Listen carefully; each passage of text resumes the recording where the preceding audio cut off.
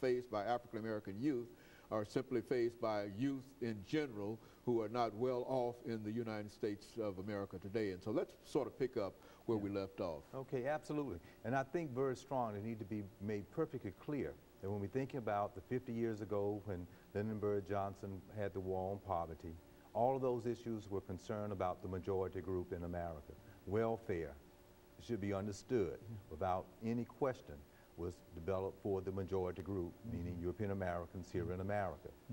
And many times stereotypes have a tendency to emerge in thinking that when we're thinking about CORE or Head Start or any other type of program that might help impoverished people, media sometimes will go into a low-income, impoverished area, find an African-American mother that got 10, 12 children, got another one on the way, and think that they want to then have another one so they can get some set-aside money.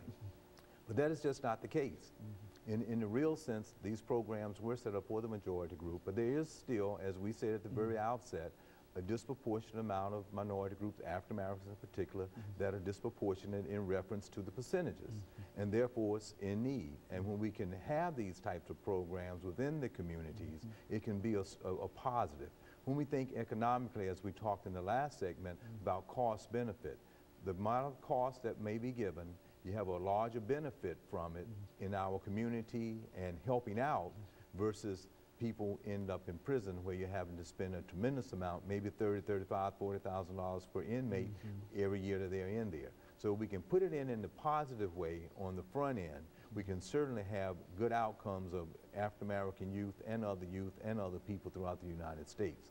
Because one of the analysis that has been done, even during the time of Lyndon Bird Johnson, you can go back to that same area that was so impoverished then, and if you come today and go back to that same area and talk to a person, if they did not have a program, they will be in the same situation that they were during that earlier time of the war on poverty. So I want to state that as an issue, as a problem that we still have here in America, in the richest nation in the world.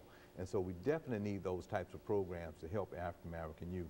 It is indeed disproportionate in that area as well as other youth. And that's why you see these promise zones that President Obama, who's sensitive to these, saying that if a family or a child want to try to progress and do well, that they should have that opportunity to.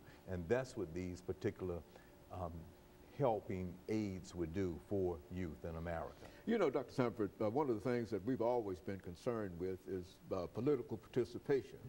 And I think that in a real sense, there have been many efforts in order to diminish minority political participation in this country. What are some of the things that you would say in reference, since we're coming up to Dr. King's holiday and that kind of information, what would you say in reference to young people, especially understanding the importance of political participation, and how would you encourage them to become involved in the political process, regardless of what party or what group that they wish to participate with, that as long as they understand that it's important in terms of their own lives and participating in politics. Speak to that during the next few minutes. And this is a very important question that you raised, because all of this generated, as we start off by talking about the government help. And so here you are with younger people that make up a significant portion of our population that need to be a part of that process.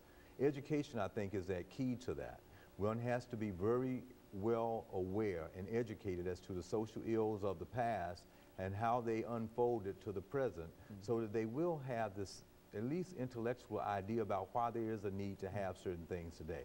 That's why you have some of the right-wing conservative, Rush Limbaugh and many others that can say things and people feel that they are correct in their assessment because they are unaware of the history. That's why I laid out that paradigm earlier of hundreds of years of enslavement that led through Jim Crow, and Michelle Alexander has a book, who's a lawyer,